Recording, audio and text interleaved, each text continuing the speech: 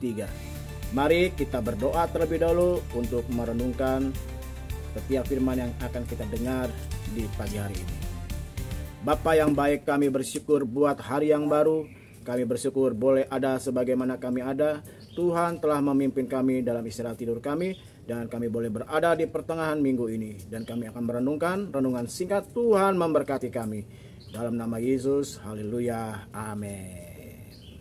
Hari ini saya sedang merenungkan satu ayat di dalam Mazmur 121 ayat 7 dan 8. Kitab Mazmur 121 ayat 7 dan 8. Dikatakan demikian: Tuhan akan menjaga engkau terhadap segala kecelakaan. Ia akan menjaga nyawamu. Tuhan akan menjaga keluar masukmu dari sekarang sampai selama-lamanya. Ya, dikatakan Tuhan akan menjaga engkau terhadap segala kecelakaan, bahkan Ia akan menjaga nyawamu.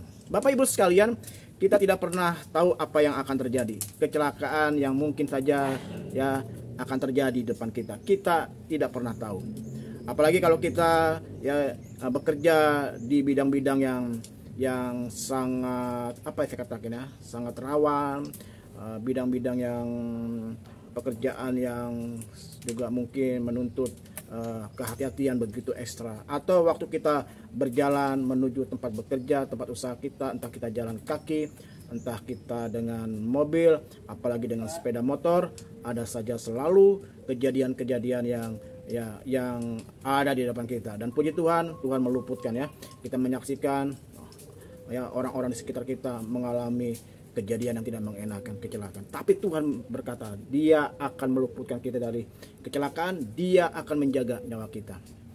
Ya, hari-hari ini sudah mulai musim hujan, kita yang membawa kendaraan seringkali juga kita harus ekstra hati-hati, apalagi yang dengan sepeda motor. Bapak Ibu Saudara sekalian, saya teringat dengan satu pengalaman yang saya alami pada tanggal 5 Juli 2017. 5 Juli 2017 itu jatuh pada hari Rabu.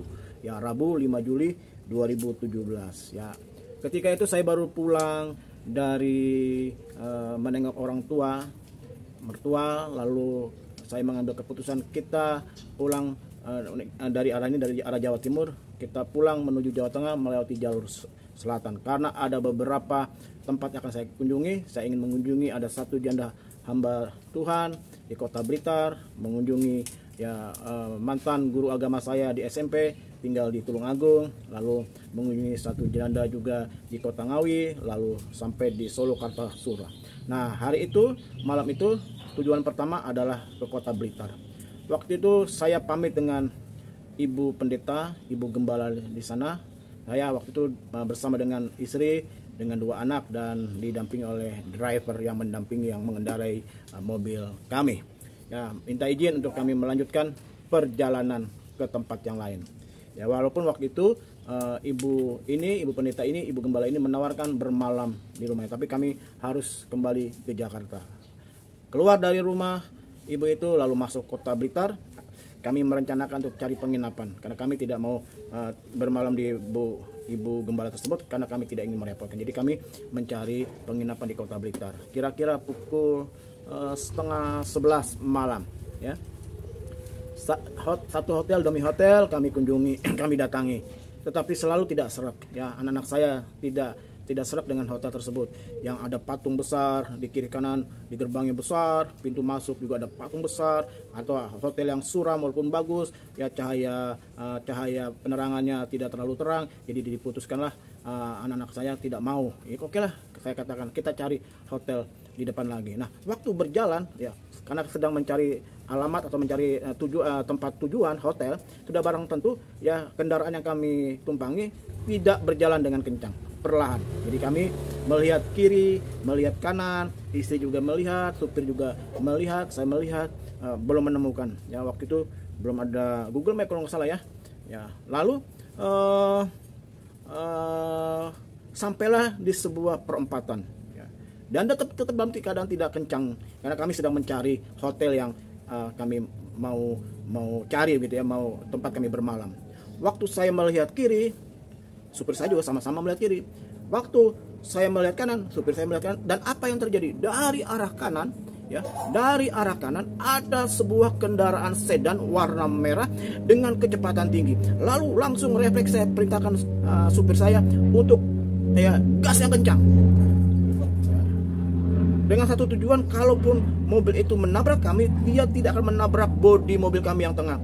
Ya, paling tidak dia akan menabrak bodi mobil kami yang paling belakang. Karena di tengah ada istri dan anak saya yang nomor 1, yang nomor 2 ya baru saja beberapa menit sebelum kejadian itu baru saja dia pindah dari bangku tengah, waktu itu duduk dengan mamanya, pindah ke depan lalu dipangku oleh saya. Nah, anak saya yang nomor pertama sebelumnya tidur di kursi bagian belakang, di kursi bagian belakang. Lalu tiba-tiba dia minta ke tengah mau duduk dengan mamanya. Karena kakaknya pindah ke tengah duduk dengan mamanya, maka anak yang nomor 2, adiknya ini akhirnya dia minta pindah duduk di depan dan dipangku oleh saya. Dan dalam hitungan nggak lama, itu yang saya katakan tadi, tiba-tiba saya melihat ada sebuah kendaraan sedan warna merah dengan kecepatan tinggi, dan saya perintahkan dengan refleks gas yang kencang. Saya waktu katakan gas yang kencang, supir saya tancap gas sekuat-kuatnya begitu. Lalu melesat, apa yang terjadi? Ditabraklah, benar, ditabraklah bodi bagian belakang, ujung dari kendaraan kami. Istri saya yang lagi pegang handphone itu mental, mental ke atas begitu, lalu bisa jatuh ke depan, depan tempat duduk saya, duduk di samping supir. Wah, waktu itu, detik itu, tiba-tiba kami terhenyak, diam sekejap, karena supir juga harus berhenti.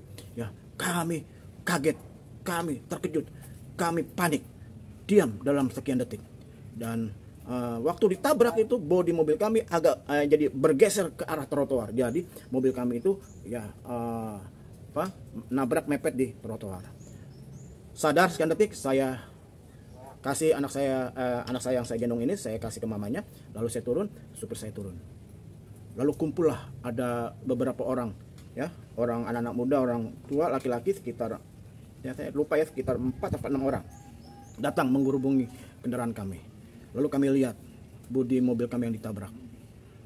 Yang saya nggak bisa percaya adalah mobil itu tidak penyok, tidak blesek, tidak tergores pun, mulus.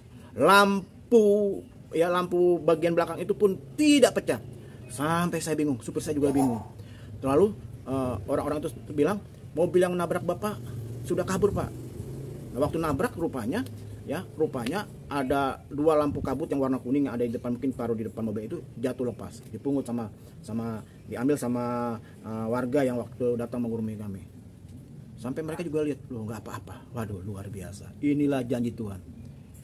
Tuhan akan menjaga, Tuhan akan menjaga kita dari segala kecelakaan. Dia menjaga nyawa kita, luar biasa.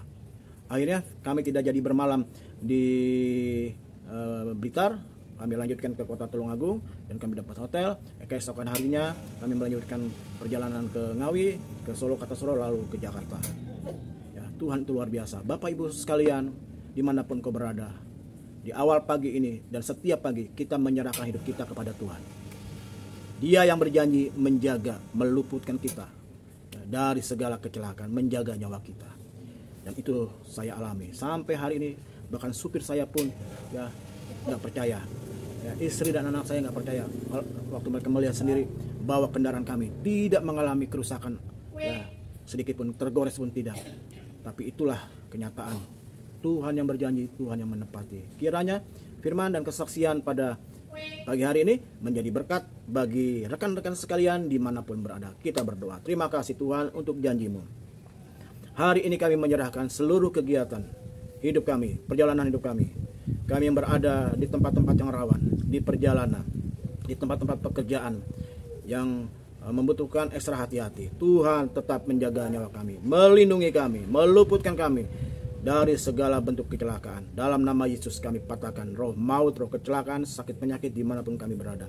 Dan dalam nama Yesus kami buka hari ini dengan rasa syukur. Dalam nama Yesus kami buka kunci aktivitas kami, kunci berkat sepanjang hari ini. Dan akhirnya kekasih-kekasih Tuhan dimanapun kau berada, sekarang terimalah berkat Allah Bapa, kasih karunia dari Tuhan Yesus Kristus, persekutuan dengan kuasa Roh Kudus tinggal bersama dengan kita sekalian dari saat ini sampai selama-lamanya. Bersama kita katakan amin.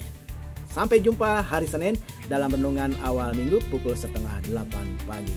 Saya berdoa untuk rekan-rekan, saudara sekalian, jemaat Tuhan, dimanapun engkau berada, apa yang kau kerjakan, Tuhan buat berhasil. Tuhan melindungi engkau. Tuhan membuka pintu-pintu berkat rezeki bagi engkau. Yang sakit disembuhkan, dalam hal dikuatkan, yang sedang punya pergumulan, Tuhan menolong, melepaskan. Salam sehat, tetap semangat. Tuhan Yesus memberkati.